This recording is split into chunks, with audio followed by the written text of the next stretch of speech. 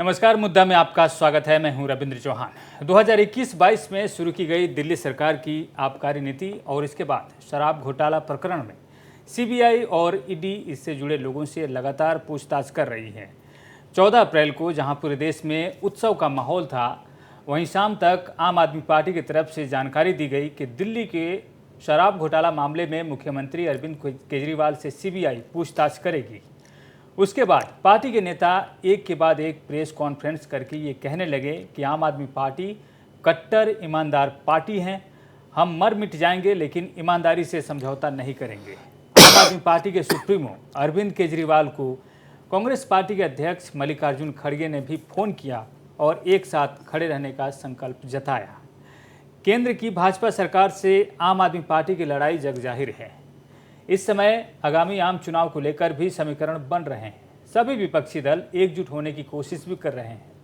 आम आदमी पार्टी के नेताओं से सीबीआई और ईडी की पूछताछ पर विपक्षी पार्टियों का मानना है कि केंद्र जांच एजेंसियों का गलत इस्तेमाल कर विपक्ष को दबा रहा है। जो कुछ हो रहा है उसे देश की जनता भी देख रही है, लेकिन ऐसा क्यों है कि विपक्ष के ऐसा मानने के बावजूद चुनाव में जनता समर्थन नहीं कर रही है। अलग अलग नीतियों पर बंटा हुआ विपक्ष क्या आने वाले दिनों में एकजुट होगा? क्या सचमुच भाजपा केंद्रीय एजेंसियों का दुरुपयोग कर रही है? आज इसी मुद्दे पर ही चर्चा करेंगे। हमारे साथ जुड़ रहे हैं भाजपा प्रवक्ता प्रमोद स्वामी, आम आदमी पार्टी के प्रवक्ता रामा परिहार, कांग्रेस पार्टी के प्रवक्ता और एनपीसीसी के महासचिव राजेश सेठी और वरिष्ठ पत्रकार रविशंकर रवि। आप सबका इस कार्यक्रम में स्वागत है। और सबसे पहले आम आदमी पार्टी के जो मेहमान हमारे साथ बैठे हैं रामा परिहार, उनके पास जाएंगे। आप रामा परिहार, आने वाले दिनों में चुनाव को लेकर आपकी रणनीति क्या होगी? आपके ऊपर आपके हिसाब से केंद्र विभिन्न एजेंसियों का दबाव दे रहा है, आपको डरा रहा है, लेकिन आपकी तरफ से लगातार ये कहा जा रहा है कि भाजपा डरी हुई है, इसलिए इन एजेंसियों का गलत इस्तेमाल किया जा रहा है। देखिए, पूरे देश की जनता देख रही है कि केंद्र की जो बीजेपी सरकार है वो लोकतंत्र की हत्या करने के ऊपर आमदा है। किसी भी को कोई भी आरोप न होते हुए भी उठा करके जेल में डालना एक परंपरा सी बन गई है कि अपने विरोधी दल के जो भी नेता है उनको उठा करके आप जेल में डालो, उनसे अनाप शनाप उनके जो गवाह है उनसे अनाप शनाप मार पीट करके उनके ऊपर आरोप लगवाओ और एक बिना किसी तथ्य के, बिना किसी सबूत के उनको पूछताछ करो, उनको परेशान करो। ये पूरे देश की जनता देख रही है।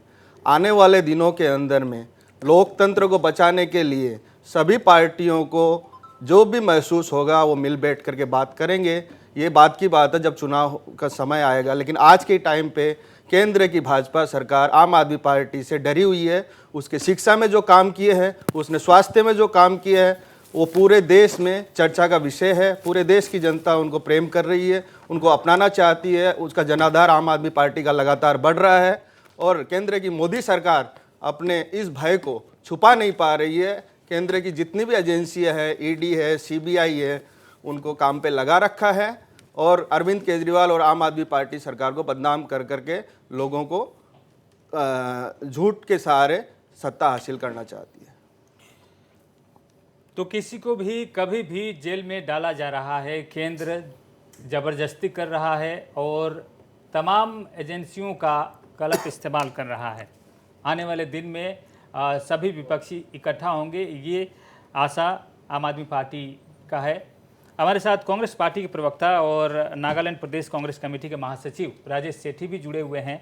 राजेश सेठी, विपक्षी पार्टी कई मौक़ों पर एकजुट होने की कोशिश करती है और हम देखते हैं कि बाद में फिर वो अपनी नीतियों के साथ अलग अलग हो जाते हैं। अब आने वाले दिन में आम चुनाव है, उसके लिए किस तरह की तैयारी होगी? क्या अरविंद केजरीवाल का साथ देंगे और एकजुट होंगे आप? जी नमस्कार सभी दर्शकों को। देखिए, मेरा मानना है जिस तरह से भारत सरकार, मोदी जी की गवर्नमेंट, बीजेपी की गवर्नमेंट विपक्षी के हर नेता को किसी न किसी रूप से किसी न किसी केस में फंसा के, चाहे झूठे हो चाहे सच्चे हो, बिना जांच के बिना कुछ किए आप उसको जेल में डालने का काम करवा रहे हो। तो ये तो सब स्वाभाविक है कि अब सब विपक्षी नेता को एक होना ही पड़ेगा, नहीं तो आने वाला समय बहुत खराब होगा। डेमोक्रेसी खत्म हो रही है, देश में डेमोक्रेसी बची कहाँ है? तो डेमोक्रेसी को बचाने के लिए अब सबको एक होना पड़ेगा। और डेमोक्रेसी तभी बच सकती है जब मोदी सरकार हटेगी, और जब मोदी सरकार को हटाएंगे तभी 2024 में उसका परिणाम। आप जब ये कह रहे हैं ना कि सभी लोग एकजुट होंगे और भाजपा को सत्ता से हटाएंगे, तो भाजपा के प्रवक्ता प्रमोद स्वामी मुस्कुरा रहे हैं।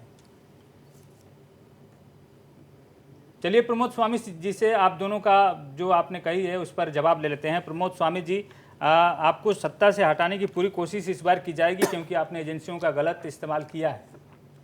देखिए, राजनीति में सत्तारूढ़ पक्ष हो या विपक्ष हो, चुनाव के समय हर राजनीतिक दल नीति नेतृत्व को लेकर के, कार्यक्रम को लेकर के जनता के बीच में जाता है और जनता जनादेश देती है, तो वो एक अलग बात है। लेकिन आज जिस तरह से कांग्रेस के प्रतिनिधि ने कहा कि लोकतंत्र का गला घोटा गया है, तो मैं ये कहना चाहूँगा कि 1975 में लोकतंत्र का गला घोटा गया था, जब आपातकाल लगा करके सारे विपक्ष के नेताओं को जेल में भेज दिया गया था।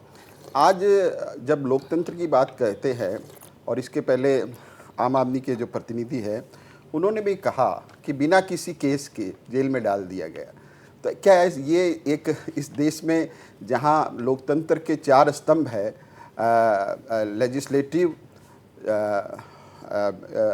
एग्जीक्यूटिव और जुडिशरी और मीडिया, क्या वहाँ इस तरह संभव है कि बिना केस के किसी भी राजनेता को जेल में डाल दिया जाए? ये तो असंभव बात है।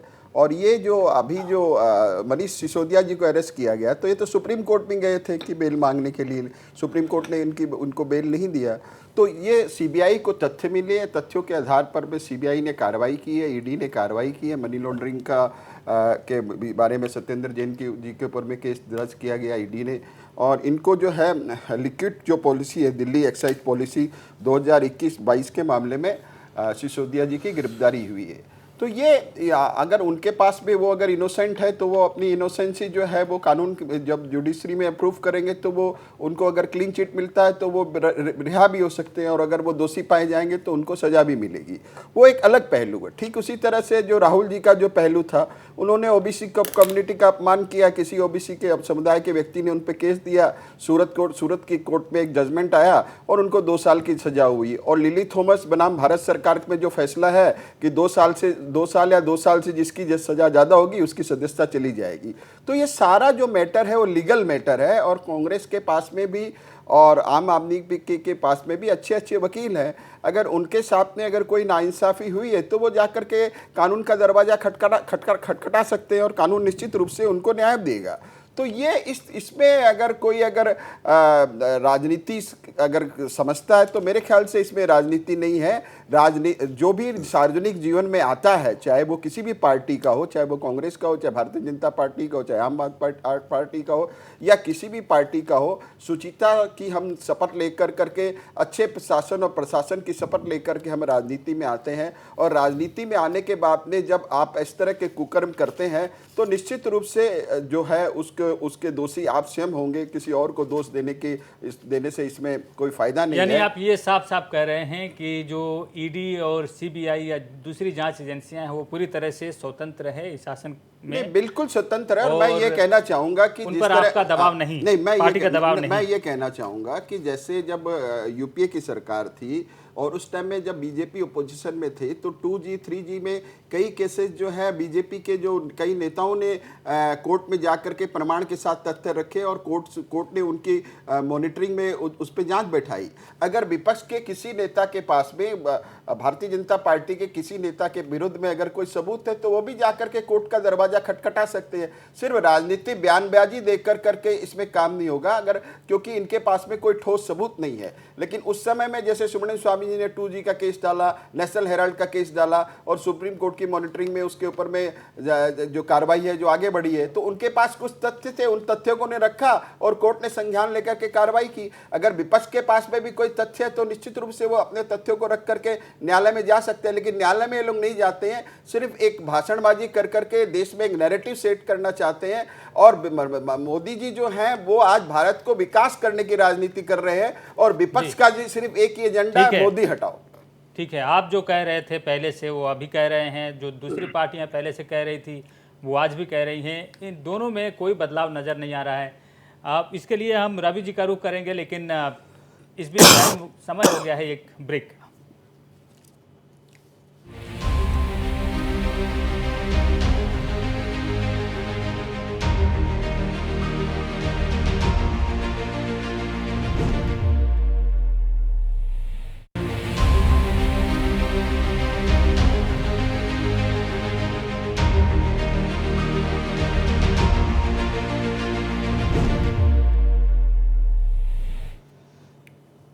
ब्रेक के बाद मुद्दा में आपका स्वागत है। हम बात कर रहे हैं जांच एजेंसियों का गलत इस्तेमाल, जिसका आरोप तमाम विपक्षी पार्टी भाजपा पर लगाती है। और अब बारी है रविशंकर रवि का। रविशंकर रवि, आप सभी प्रतिनिधियों को सुन रहे थे जो अपनी अपनी पार्टी का प्रतिनिधित्व कर रहे हैं, और उनकी बातों में कोई अंतर नज़र नहीं आ रहा है। जो पहले से कहते आ रहे हैं वो आज भी कह रहे हैं। रवि जी, हम आपसे ये जानना चाहते हैं, जब केजरीवाल कहते हैं कि हम कट्टर ईमानदार हैं, और वो सीबीआई मुख्यालय में पूछताछ के लिए जब जा रहे थे उससे पहले उन्होंने कहा कि उन्हें कुछ सूत्र से जानकारी मिली है कि भाजपा ये करवा रही है, और सीबीआई में कुछ ऐसे लोग हैं एजेंसियों में, वो बताते हैं कि हमारे ऊपर दबाव है कि हमसे पूछताछ किया जाए, हमको प्रताड़ित किया जाए, और हो सकता है कि हमारी गिरफ्तारी भी हो। ये जानकारी उनको पहले से कैसे मिल जाती है और किस तरह से वो मीडिया में जो ये बातें रखते हैं, इस पर आप क्या कहें? देखिए, ये जो एजेंसियां हैं उनके अंदर की जानकारी मिलना, तो देखिए हर एजेंसी में हर दल के कुछ ना कुछ समर्थक अधिकारी होते हैं, और जिस तरह से हम मीडिया वालों के अपने सूत्र होते हैं, वैसे ये पॉलिटिकल नेताओं के भी अपने अपने सूत्र होते हैं, वो अंदर से खबर निकाल लेते हैं।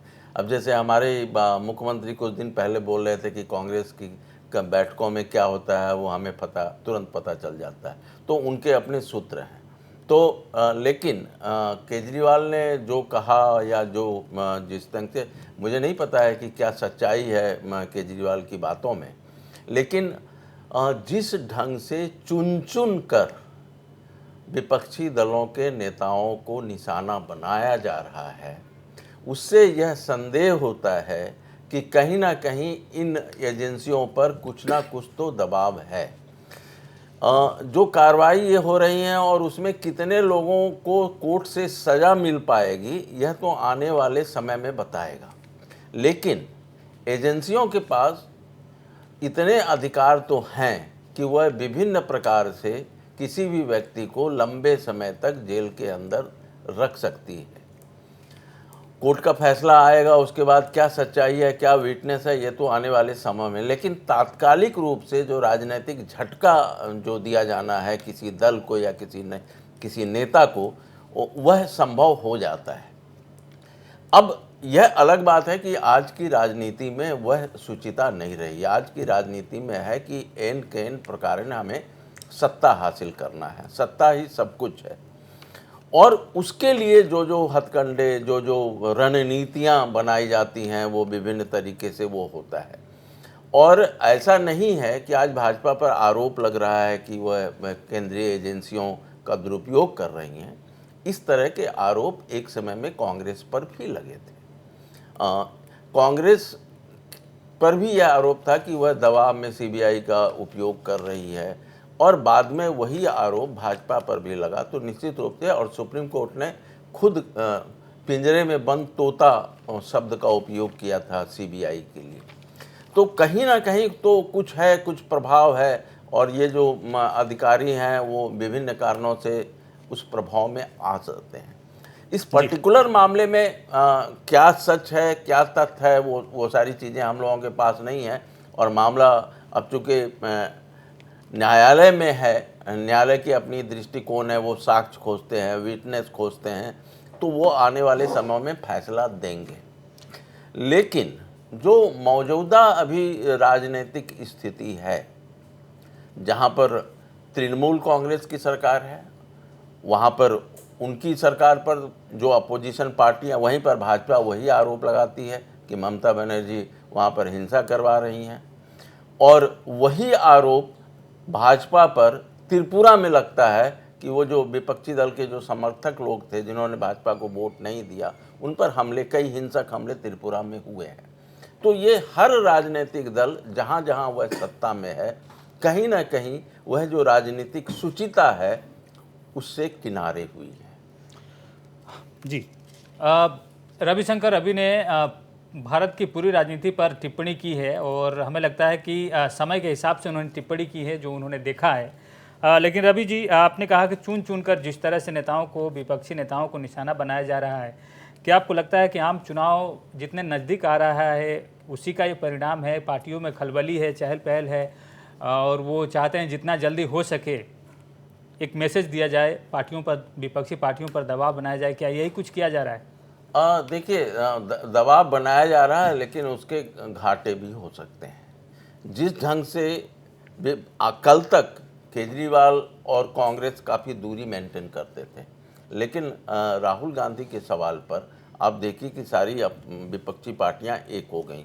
जो तृणमूल कांग्रेस दूरी बनाए हुई थी वह भी अब एक मंच पर आ गई, क्योंकि इस तरह के जो दबाव पड़े हैं, अब इन सभी राजनीतिक दलों को लगता है, जो गैर भाजपाई राजनीतिक दल हैं, विपक्षी दल हैं, कि अगर हम एकजुट नहीं हुए तो हम में से कोई नहीं बचेगा। आज सिसोदिया जेल गए हैं, कल को हो सकता है कि ममता जी को जेल जाना पड़े, अरविंद केजरीवाल को जाना पड़े या दूसरे विपक्षी दल के नेताओं को जाना पड़ सकता है।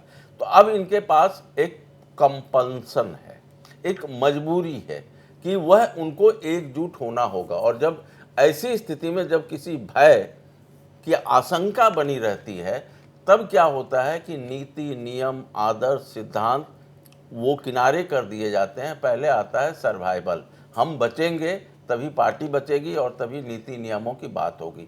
तो आप देख लीजिए तमाम राजनीतिक दलों को, उनके सामने यह मजबूरी है एकजुटता की।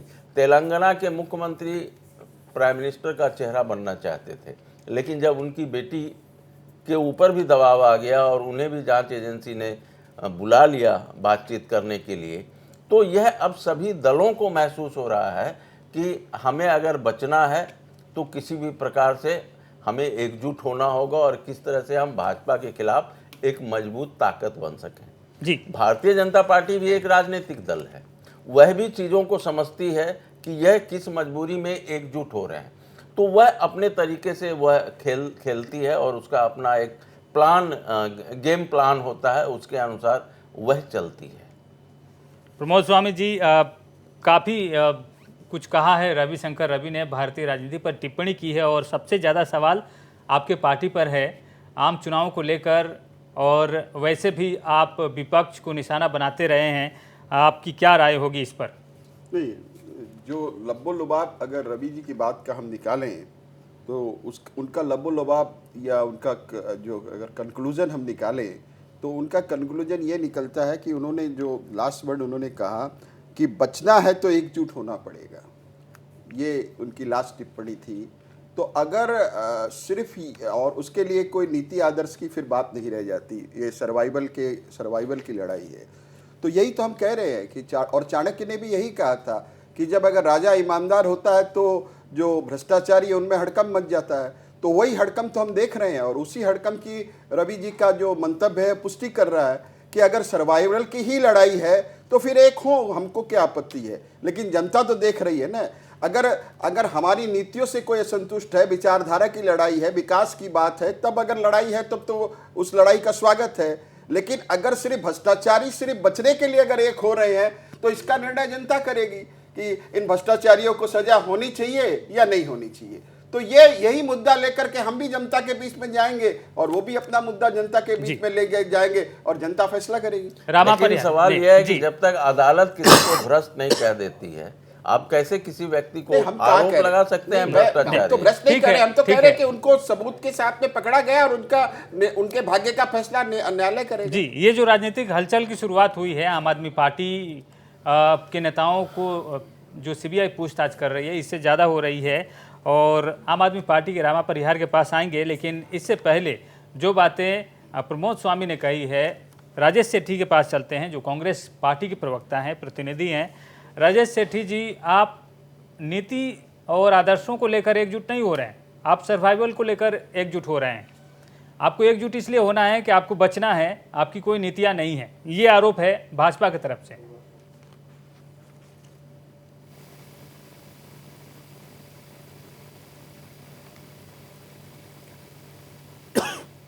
म्यूट है क्या? हम आपको नहीं सुन पा रहे हैं राजेश जी, क्या हमें सुन पा रहे हैं आप? अनम्यूट करने बोले आप एक बार फिर उसको ठीक कर लीजिए। हेलो जी आप सुन रहे हैं, आप बोलिए। आवाज आ रही है? हाँ आप बोलिए। हाँ, तो मैं ये बोल रहा था कि भाजपा का तो काम ही यही है, ये तो आरोप लगाएंगे, कोर्ट केस करेंगे और लोगों को उलझा के रखेंगे। लेकिन मेरा मानना है 2G में जब इन्होंने प्रूफ दिया, सब कुछ दिया, तो फिर 2G का केस का क्या हुआ? कोर्ट ने, सुप्रीम कोर्ट ने बता दिया वहाँ 0 करप्शन था। तो इसी तरह ये फंसा के रखेंगे इनको, इनकी ये पॉलिसी बन गई है कि एजेंसियों को इस्तेमाल करो। कोर्ट तक को भी इन्होंने इन्फ्लुएंस कर रखा है, कोर्ट भी वर्डिक्ट वैसे ही दे रही है जैसा ये चाहते हैं। और फिर बाद में जजेस को आपने देखा ही होगा किस तरह राज्यसभा का मेंबर बना दिया जाता है, किस तरह और अच्छे अच्छे पोस्ट दे दिए जाते हैं। तो ये तो अब आम बात हो गई है, ये तो हम भी जानते हैं और अब देश की जनता भी जान गई है कि बीजेपी किस तरह से मिसयूज कर रही है। रही बात राहुल गांधी जी की, अब राहुल गांधी जी ने क्या कहा था? राहुल गांधी जी ने कहा था नीरव मोदी चोर है, ललित मोदी चोर है। तो सारे मोदी मतलब उनका बोलने का मतलब है ये जो मोदी जो चोर निकल रहे हैं, तो ये सारे चोर मोदी क्यों होते हैं? तो ये जो चोर मोदी होते हैं, तो इस पे मानहानि का कौन सा केस है? मुझे तो समझ नहीं आया। न पूरी देश की जनता भी सोच रही है कि ये क्या केस बनाया इन्होंने, और सजा भी सेशन कोर्ट ने 2 साल का जो सबसे हाईएस्ट सजा है वो दे दी ताकि इनकी सदस्यता तो चली जाए। तो ये तो अब आम आदमी को समझ में आ गया है। ये तो हाई कोर्ट, सुप्रीम कोर्ट में अब केस तो लड़ ही रहे हम, ये उलझा के रखना चाहते हैं, इसलिए इनकी पॉलिसी एकदम सही है कि ये कोर्ट में जाए उलझा के रखे। लेकिन अब देश की जनता समझ गई है। इनको 20,000 करोड़ अडानी का जब मोदी जी के पर आरोप लगा, राहुल गांधी जी ने जब से यात्रा शुरू की है, तब से एक ही मकसद है इनका कि राहुल गांधी जी को हटाया जाए, क्योंकि राहुल गांधी जी का कद इतना ऊंचा हो गया है कि अब मोदी जी उसमें बोने नजर आने लगे हैं। इसीलिए इन्होंने ये काम किया। और ये जो 20,000 करोड़ अडानी का किसका है, ये आज तक इन्होंने मुंह से जवाब नहीं दिया। और मैं बताना चाहता हूँ आपको कि अभी जो हाल में सत्य मलिक जी ने कहा, गवर्नर साहब ने, पूर्व गवर्नर साहब ने, जो बीजेपी के अपने गवर्नर अपॉइंटेड थे, उन्होंने क्या कहा अभी कि मोदी जी ने पुलवामा हमले के लिए चुप रहने के लिए कहा। अब आप सोचिए, लेकिन सत्यपाल मलिक से जब इसका प्रमाण मांगा जाता है तो फिर वो पीछे हट जाते हैं। कई बार ऐसा वो कह ये चुके हैं। समझ में आ रहा है कि सत्ता में रहने के लिए कुछ भी कर सकते हैं। तो ये चीज अब पब्लिक समझ गई है। अब कर्नाटका का चुनाव है, आप देखेंगे अभी कर्नाटका का चुनाव जैसे जैसे नजदीक आ रहा है, सब भाजपा छोड़ के जा रहे हैं। क्यों छोड़ के जा रहे हैं? क्योंकि अब भाजपा के लोगों को भी पता चल गया है। ऐसे ही देश में 2024 आते आते कई भाजपा के जो मेंबर ऑफ पार्लियामेंट है वो भी आपको इसी तरह दिखेंगे। वो सब छोड़ छोड़ के जाएंगे, क्योंकि अब मोदी जी की पोल खुल गई है। वो कितने अब भ्रष्टाचार में डूबे हैं, वो 20,000 करोड़ से साफ जाहिर हो जाता है, क्योंकि उन्होंने सब चुप्पी साध ली है। वो जवाब ही नहीं दे पा रहे हैं 20,000 करोड़ किसका है। वो जो इन्होंने कंपनी बना रखी है। जी तो वो जी, इस कंपनियों पर हम में आगे कितना पैसा बढ़ेंगे। लगा है, राजेश वो जी, बताएंगे। 20,000 करोड़ किसके आप कह रहे हैं, लेकिन आप जब ये कह रहे हैं तो आपको ही साथ नहीं दे रही है एनसीपी, जिसको आप बहुत बड़े नेता मानते हैं, शरद पवार जी, वो इससे पीछे हट गए हैं और NCP कई पूरा नेताओं साथ की दे रही टिप्पणी आई है। NCP का उसमें कोई ऑब्जेक्शन नहीं है। जी, बहरहाल NCP का विपक्ष उसमें कोई क्यों objection एकजुट नहीं नहीं हो पा रहा है और कहाँ है समस्या, रामा परिहार से भी पूछेंगे, लेकिन इससे पहले वक्त एक छोटे से ब्रेक का।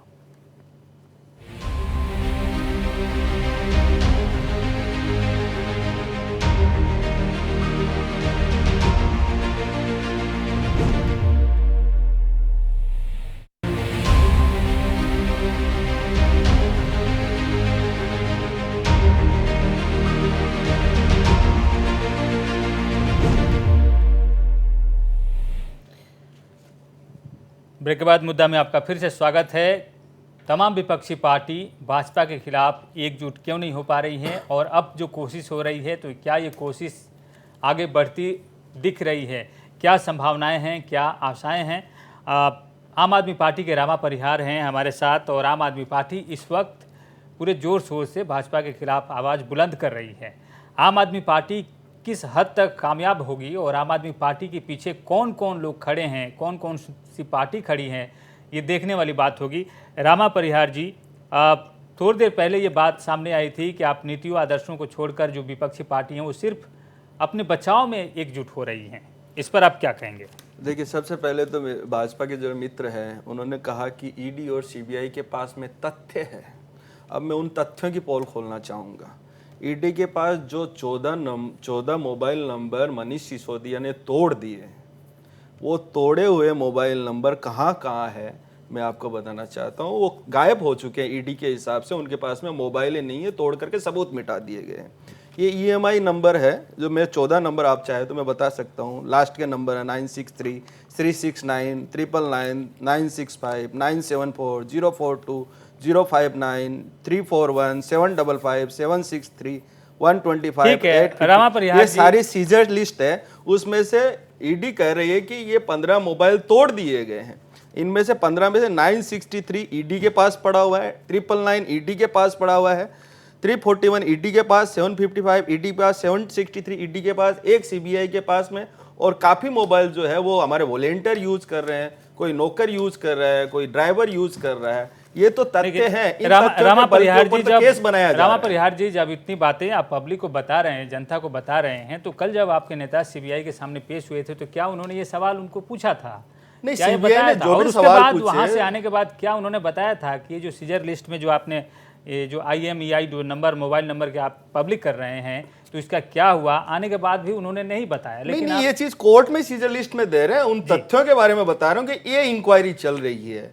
इस इंक्वायरी के भरोसे लोगों को हमारे 1 नंबर, 2 नंबर, 3 नंबर के नेताओं को उठा करके जेल में डालने की कोशिश की जा रही है। आम आदमी पार्टी से किस तरह डरी हुई है भाजपा, ये सामने है कि कोई सबूत नहीं है, कोई इंक्वायरी लायक नहीं है। यही एक्साइज पॉलिसी एकदम कॉपी पेस्ट पंजाब के अंदर में लागू की गई है। वहां 41% रेवेन्यू बढ़ा है, कुछ भी बदलाव नहीं किया है, खाली कोमा पुलिस स्टॉप के साथ यहाँ में तो यही पूछा जा रहा है एक्साइज कि एक्साइज पॉलिसी आपने वापस क्यों लिया? नहीं, वापिस काम ही नहीं करने दे रहे थे। जब सारा साधन आपके पास में, LG के पास में, अधिकारियों को काम नहीं करने दे रहे हैं तो क्या करेगी सरकार? राज्य सरकार को तो अपना राजस्व भी देखना है, अपनी सरकार भी चलानी है। देखिए, मैं इतना अंदर और जहां तक राजा, ईमानदार राजा की बात की गई है, जब अडानी के ऊपर में ज्वाइंट पार्लियामेंट्री कमेटी की बात करनी जाती है तब वो ईमानदार राजा क्यों मुंह छुपाते रहता है? जब सत्यपाल मलिक वहां पे आरोप लगाते हैं तब वो राजा क्यों मुंह छुपाते रहता है? कर्नाटक के मंत्री पुत्र के यहाँ सैकड़ों करोड़ों रुपए मिलते हैं, उस टाइम पे वो राजा क्यों मुंह छुपाता है? सत्यपाल मलिक जी ने जो कहा है कि भ्रष्टाचार मोदी जी के लिए कोई मायना नहीं रखता है, 100% सही बात है। भ्रष्टाचार को लेकर के आप किसी भी राज्य सरकार का देख लीजिए किस तरह से सिंडिकेट राज चल रहा है। कोयला सिंडिकेट हो, चाहे आप सुपारी सिंडिकेट हो, हर सिंडिकेट के अंदर में भाजपा के मंत्री और भाजपा के लोग पैसे उठा रहे हैं। ये ईमानदार राजा के सामने नहीं है। ठीक है। और जहां तक आम आदमी पार्टी के भविष्य की बात है, आम आदमी पार्टी अभी ईमानदार राजनीति, अपने शिक्षा राजनीति, अभी स्वास्थ्य राजनीति के बलबूते पर लोगों के बीच में जा रही है। लोग इसी मुद्दे के ऊपर में आम आदमी पार्टी को हर राज्य के अंदर गले लगा रहे हैं। किसी को भी ईमानदार अपने आप कोई नहीं कह सकता, उसे साबित करना होता है। लोग उसे कहेंगे, कोई खुद नहीं कह सकता।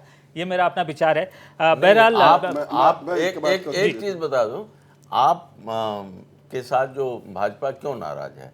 आप तो अभी तक दिल्ली सरकार चला रहे थे, दिल्ली राज्य में। इस बार आपने नगर निगम भी उनसे छीन लिया, तो उनके लिए आप स्पेस ही नहीं छोड़ रहे हैं, तो स्वाभाविक है कि स्वाभाविक है। पूरे देश के अंदर में देख रहे हैं कि भ्रष्टाचार एक मुद्दा बनते जा रहा है। लोग शिक्षा के प्रति देख रहे हैं कि जब गुजरात के अंदर में 15 साल 3 टर्म तक मोदी जी रहे, एक स्कूल नहीं बना पाए। उन्होंने जब फोटो खिंचवानी पड़ी तो एक नकली स्कूल बनाना पड़ा जो कि शाम को डिसमेंटल कर दिया गया।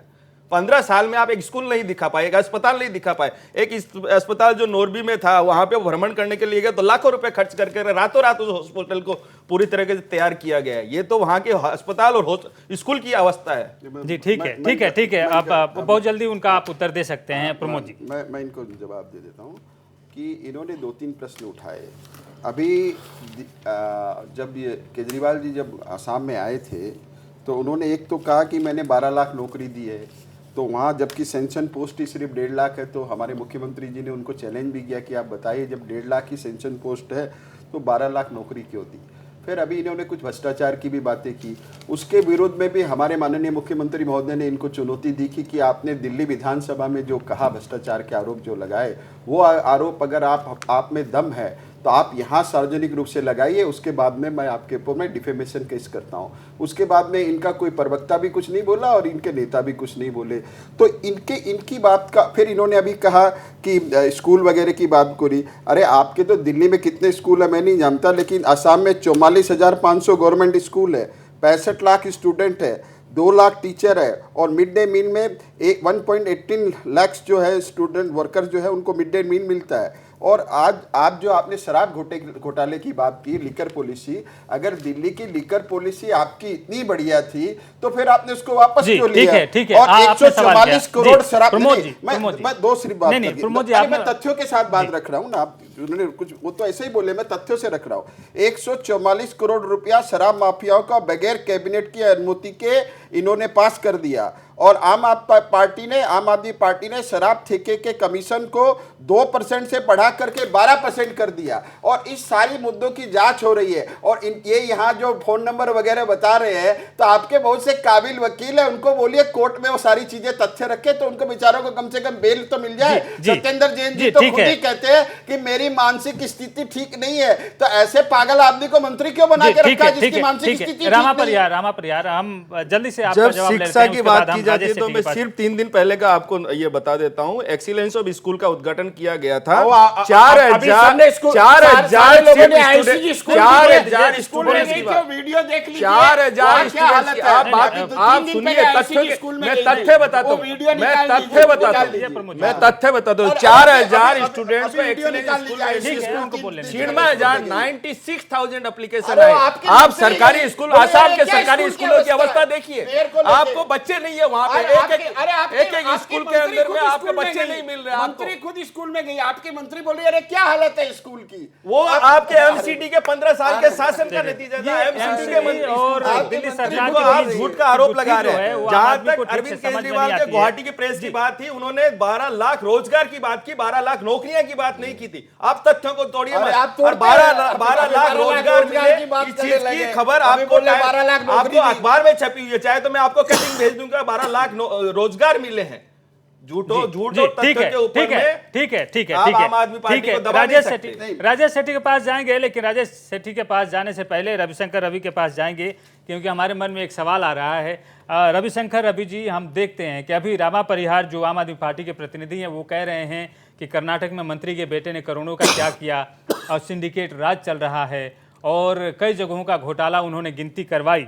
लेकिन जो पिछले 5 साल अगर हम देखें जिस पर राजनीति हुई, वो थी प्रधानमंत्री की डिग्री, और दूसरा था अडानी का 20,000 करोड़ रुपया कहाँ से आया कहाँ गया। इस पर ये 5 साल 2 मुद्दों पर जब विपक्ष गंवा देता है, तो आप जो बात कह रहे हैं कि कर्नाटक के मंत्री के बेटे के पास करोड़ों रुपया कहाँ से आया, ये तो हमने कभी इस पर प्रेस कॉन्फ्रेंस नहीं देखा आपके नेताओं का। या इस तरह के हजारों मुद्दे हैं देश में जो विपक्षी पार्टी उठा सकते हैं, लेकिन आप प्रधानमंत्री के डिग्री के पीछे और अडानी के 20,000 करोड़ के पीछे आपने 5 साल गंवाए हैं। हो सकता है कि आपका एक बहुत बड़ा मुद्दा है, देश का बहुत बड़ा मुद्दा है, लेकिन क्या इसके सिवा कोई दूसरा मुद्दा नहीं है इन तमाम विपक्षी पार्टियों का?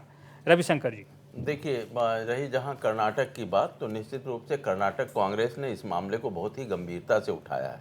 और इस मुद्दे और वहां जो कर्नाटक में जो भ्रष्टाचार, एक ठेकेदार ने सुसाइड कर लिया क्योंकि उसको कमीशन देने के बाद और काम जब उसने पूरा किया तो उसको पेमेंट से मना कर दिया गया। और उस ठेकेदार के सुसाइड करने के बाद वहाँ पर भाजपा के लिए बहुत मुश्किल स्थिति हो गई। तो वहाँ पर आप सरेआम अगर सड़कों पर बात करें तो वहाँ पर करप्शन की बात हो रही है। और कर्नाटक कांग्रेस ने इस मामले को बहुत ही गंभीरता से उठाया है। इसलिए भाजपा के केंद्रीय नेतृत्व को एक रणनीति के तहत सारी चीज़ों को संभालना पड़ रहा है। वहाँ पर भाजपा के सामने काफ़ी चुनौतियां हैं और वो देखना होगा कि कैसे मिटे। निश्चित रूप से भारतीय जनता पार्टी से कई चीज़ें सीखने की ज़रूरत है। आपकी अपनी एक अलग रणनीति है और यही वजह है कि आप जितने बेबाक ढंग से इन पर प्रहार करती है, वो दूसरी विपक्षी दल नहीं कर पा रहे हैं। कांग्रेस जैसी इतनी बड़ी पार्टी वेल प्लान, आप भाजपा का एक्शन प्लान देखिए ना, उनके प्रवक्ता किस तरह से तथ्यों के साथ लैस होते हैं, उनका जो मीडिया सेल है वो किस ढंग से खबरों को फेंकता है लोगों के पास, और व्हाट्सएप और सोशल मीडिया के माध्यम से कैसे चीज़ें फैलती हैं। उनका अपना जो संगठन का ताकत है, या जो उनके प्रवक्ता, कांग्रेस का कुछ भी हुआ तुरंत उनके 3 राष्ट्रीय प्रवक्ताओं का प्रेस मीट हो जाता है। लेकिन आप जो बात बोल रहे हैं कि कांग्रेस जिस ढंग से उन तथ्यों को पकड़ कर उसको कैसे राजनीतिक उपयोग करना है, यहीं पर कांग्रेस बार बार चूक जाती है। उनके जो रणनीति बनाने वाले लोग हैं आज की राजनीति में, जब मैदान में भाजपा जैसी तेज तर्रार टीम जो कोई भी चांस नहीं छोड़ना चाहती है, जहां पर फॉल हो वहां पर वो पकड़ लेती है, तो वैसी स्थिति में कांग्रेस को भी वैसी टीम की ज़रूरत होगी जो भाजपा जहां पर फॉल करे वहां पर वो गेंद लेकर आगे बढ़ जाए। तो कुछ हद तक उनको निश्चित रूप से आम आदमी पार्टी की अपनी एक रणनीति है, और चूंकि अरविंद केजरीवाल और मनोज सिसोदिया खुद एनजीओ से जुड़े हुए रहे, तो वो संगठन और प्रबंधन के बारे में बहुत अच्छी पकड़ रखते हैं जी। लेकिन उनका दायरा अभी 3-4 राज्यों तक है। वो धीरे धीरे, यही वजह है कि आप अपना लगातार विस्तार कर रही है। कांग्रेस को इन सारी चीज़ों, यही आप देखिए ना, असम कांग्रेस में एक नेता कुछ बोलता है, दूसरा विधायक कुछ बोलता है, तीसरा भाजपा में देख लीजिए, किसी की हिम्मत नहीं है कि वो पार्टी लाइन से बाहर जाकर कुछ भी बात करे, 1 मिनट में उसको किनारे। और भाजपा के कई बड़े बड़े नेताओं को किनारे कर दिया गया, जो लगता था कि अरे ये तो इतना बड़ा नेता है, प्रधानमंत्री के करीब है, वैसे चेहरे आज कहीं नज़र नहीं आ रहे हैं।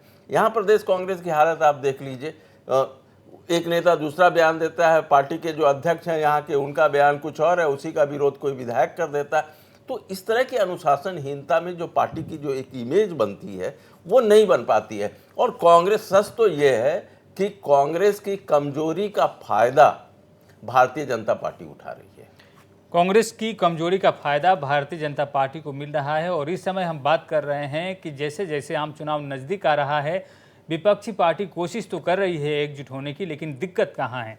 रविशंकर रवि जी ने थोड़ा सा उसको विस्तार से समझाया कि दिक्कत कहाँ है और कांग्रेस पार्टी क्यों पीछे रह जाती है। हालांकि सभी पार्टियां जोर लगा रही है। राजेश सेठी हमारे साथ है। राजेश सेठी, आपकी क्या टिप्पणी होगी? आपकी जो दुर्बलता है, आप उसको कब दूर करेंगे? नहीं, ऐसी कोई दुर्बलता नहीं है। कांग्रेस पार्टी सबसे पुरानी पार्टी है और कांग्रेस के कार्यकर्ता पूरे प्रदेश में, पूरे देश में है, तो ऐसा कुछ भी नहीं है। ये तो कुछ लोगों को अभी ईडी के द्वारा, या जहाँ सरकार कांग्रेस की बन भी गई तो वहाँ उन्होंने विधायक को खरीद लिया ईडी के द्वारा या सीबीआई के द्वारा फोर्स करके, जिस तरह से भी। ये तो मैनेजमेंट में ठीक है, माहिर है, हम भी मानते हैं, बीजेपी मैनेजमेंट में माहिर है, लेकिन ये मैनेजमेंट किस तरह से है।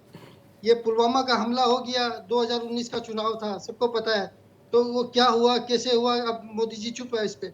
सत्यम मलिक जी ने पूरा उजागर कर दिया।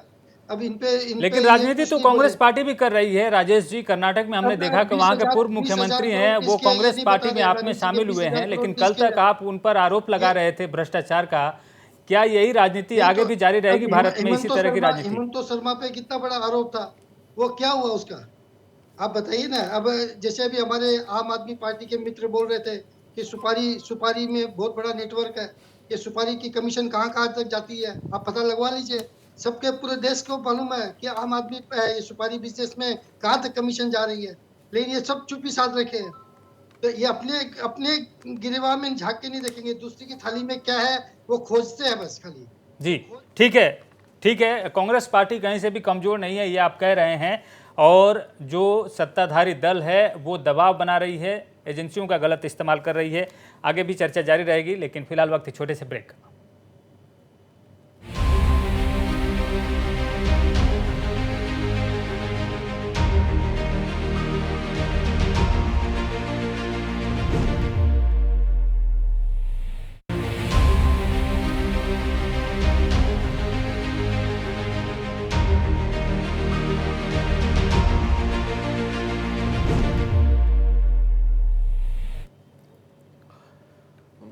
ब्रेक के बाद आपका स्वागत है। हम चर्चा कर रहे हैं आने वाले दिनों में विपक्ष किस तरह से एकजुट होगा और अभी क्या तैयारी चल रही है, और अभी तक बहुत सारी बातें हमने की है।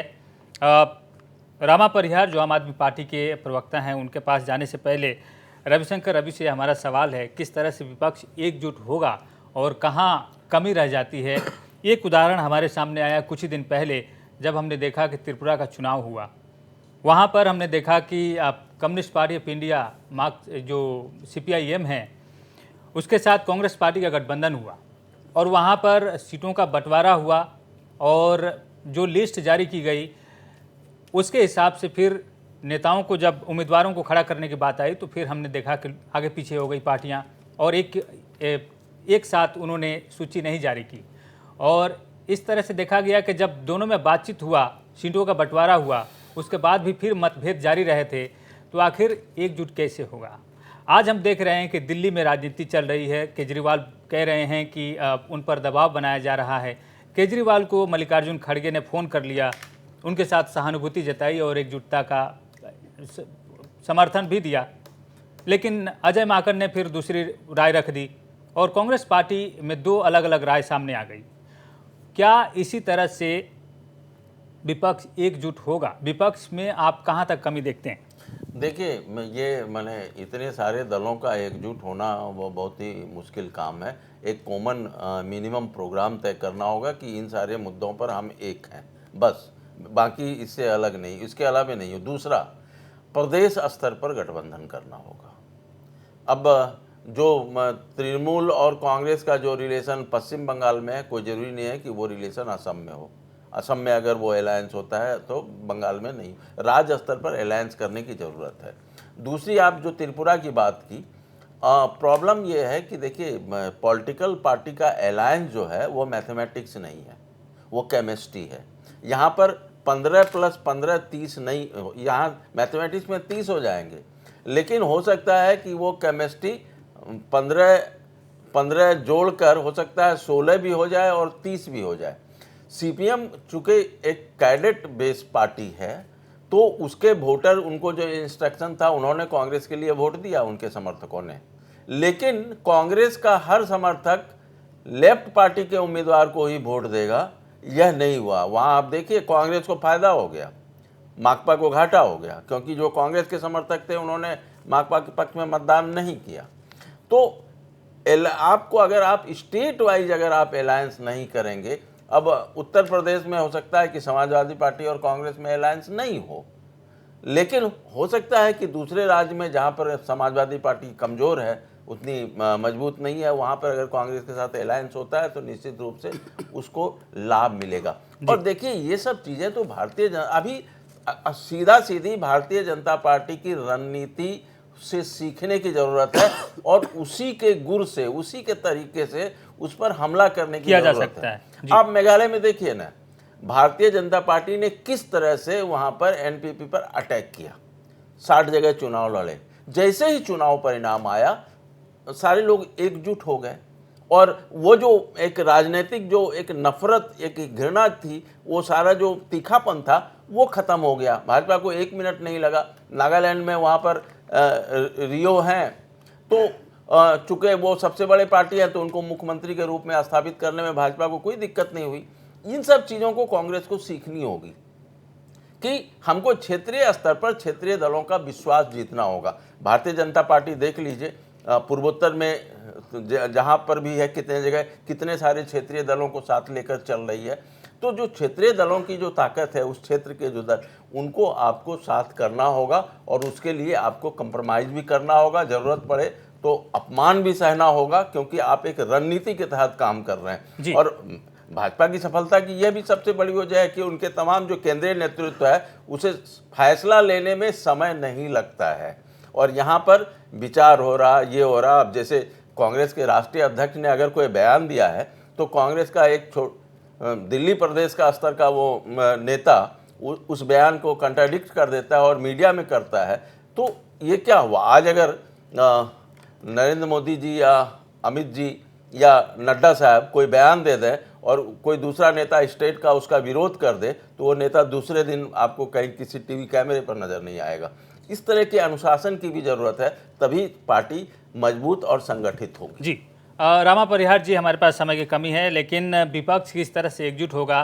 क्या इसी तरह से एकजुट होगा जब आप कहेंगे कि आप सबसे कट्टर ईमानदार पार्टी हैं और कांग्रेस पार्टी या दूसरी पार्टियां जो हैं वो आपसे कहीं पीछे हैं ईमानदारी के मामले में?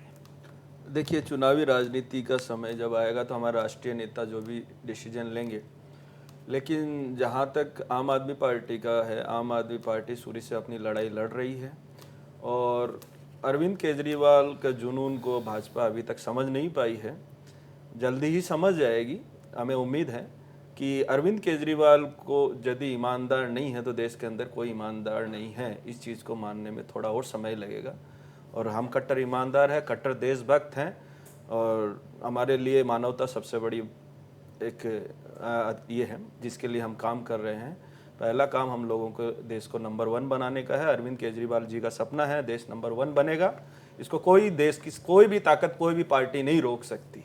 लेकिन नंबर 1 बनने के लिए आपको पहले लोकसभा में अपना दमखम दिखाना होगा। हाँ, लोकसभा चुनाव आएंगे तो राष्ट्रीय दल, राष्ट्रीय नेता है, हमारा राष्ट्रीय दल है, राष्ट्रीय दल के लोग हैं, राष्ट्रीय दल बैठ करके बात करेंगे इस बारे में। अब तो हम एक आम राष्ट्रीय आदमी पार्टी राष्ट्रीय पार्टी हो गई। बिल्कुल। तो अब आखिरी कमेंट राजेश सेठी का ले लेते हैं। राजेश सेठी, जो विपक्षी पार्टियों में एकजुटता में जो सबसे बड़ी खलल है वो आप किसे मानते हैं? विपक्षी पार्टी के रूप में आप कितना नज़दीक हो रहे हैं जो तमाम पार्टियां हैं? क्या ये बात आपको सहज महसूस होती है जब आम आदमी पार्टी कहती है कि वो सबसे कट्टर ईमानदार पार्टी है? अब कौन कट्टर है कौन ईमानदार है ये तो वक्त बताएगा, लेकिन जैसे जैसे अभी कर्नाटक के चुनाव आ रहे हैं परिणाम वहीं से शुरू हो जाएगा। और कर्नाटक के चुनाव से पता चल जाएगा कौन कितने पानी में है। कर्नाटक के चुनाव के बाद मध्य प्रदेश का चुनाव है, फिर राजस्थान का चुनाव है, उसके बाद 2024 का पार्लियामेंट चुनाव है। तो आप देखेंगे किस तरह से अभी जिस तरह से कर्नाटक में भाजपा के लोग, मुख्यमंत्री, पूर्व मुख्यमंत्री, पूर्व डिप्टी सीएम, विधायक सब छोड़ के जा रहे हैं, उसी तरह आपको दिखेगा 2024 आते आते कई एमपी इनके छोड़ के कांग्रेस में शामिल होंगे और 2024 में राहुल गांधी के नेतृत्व में ये सरकार कांग्रेस की बनेगी और सभी पार्टी का सहयोग बनेगा। आप देख लीजिएगा, ये मेरा ये मानना है। जी ठीक है, इसे समझ में आ रहा है कि अभी विपक्षी पार्टियों को एकजुट होने में थोड़ा समय लगेगा, क्योंकि आप सब साबित करने में लगे हैं कि आप कितना और सीट पा सकते हैं और कितना समर्थन आपको मिलेगा। आखिरी कमेंट जो भाजपा के प्रवक्ता हैं प्रमोद स्वामी जी से लेंगे। प्रमोद स्वामी जी, क्या आप इसी तरह से ईडी सीआईडी का हथियार जो है उसका आजमाइश करते रहेंगे विपक्षी दलों पर, या विपक्षी दलों का जो आरोप है उस पर भी गौर करेंगे और सतर्क होंगे? देखिए, 2024 का जो चुनाव होगा मेरे ख्याल से वो राष्ट्रवाद, विकास, नीति, नियत और नेतृत्व के ऊपर में होगा। राष्ट्रवाद की बात मैंने इसलिए कही कि अभी इसी चैनल पर पुलवामा के संबंध में जो मंतव्य कुछ लोगों ने दिया वो पाकिस्तान के सुर में सुर मिलाया हुआ मंतव्य था, तो इसलिए मैंने राष्ट्रवाद की बात कही। और दूसरी बात, विपक्ष की एकता की बात जो जहाँ तक उठी, तो उसका तो विपक्ष की कैसी एकता है ये तो आपके शो में उदाहरण मिल गया जब आपने कांग्रेस के प्रतिनिधि से पूछा कि आम आदमी पार्टी जो ईमानदारी की दावा कर रही है तो उस पर आपका क्या कहना है, तो उन्होंने कहा समय बताएगा। तो ये तो कह रहे हैं कि राहुल गांधी 2024 नहीं, उन्होंने चुनाव को लेकर कहा। ठीक है, तो वो क्या ईमानदार मानते हैं क्या? तो 2024 में अगर मोदी जी का विकल्प ढूंढना है तो क्या आम आदमी पार्टी राहुल गांधी को नेता के रूप में स्वीकार करेगी? क्या ममता बनर्जी राहुल गांधी को नेता के रूप में स्वीकार करेंगे, या अन्य एनसीपी राहुल गांधी को नेता के तौर पे स्वीकार करेंगे? पहले ये लड़ाई अपने घर में सुलझा ले और एक विकल्प दे दे कि ये हमारी नीति है, ये हमारा नेतृत्व है और ये हमारा नेता है, उसके बाद में जनता। यानी आपको लग रहा है कि विपक्ष जो है वो आपस में बटा हुआ है, एकजुट नहीं होगा, तब तक आप सत्ता का एक फेस तय नहीं कर सकते, वो देश कैसे चलाएंगे? पहले फेस तो तय करो। जब भी चुनाव आते हैं, पाकिस्तान आता है, चाइना आता है, अरे देश के चुनाव है, देश के लोग जब महंगाई से त्रस्त हो रहे हैं, देश के लोग महंगाई से त्रस्त हो रहे हैं। आप पाकिस्तान के भाव बता रहे हैं, पाकिस्तान के टमाटर के भाव बता रहे हैं, आप पाकिस्तान के टमाटर के भाव बताने लगे। अभी तक ये लग रहा है कि विपक्षी पार्टी आपस में बटी हुई है और तब तक भाजपा को ये लग रहा है कि उसको लाभ मिलते रहेगा। विपक्षी पार्टियों पर है कि वो कितना एकजुट हो पाती हैं, जैसे जैसे आम चुनाव नज़दीक आता है तब तक। इस कार्यक्रम में आप सबका हमारे साथ जुड़ने के लिए और यहाँ आने के लिए बहुत बहुत धन्यवाद। नमस्कार।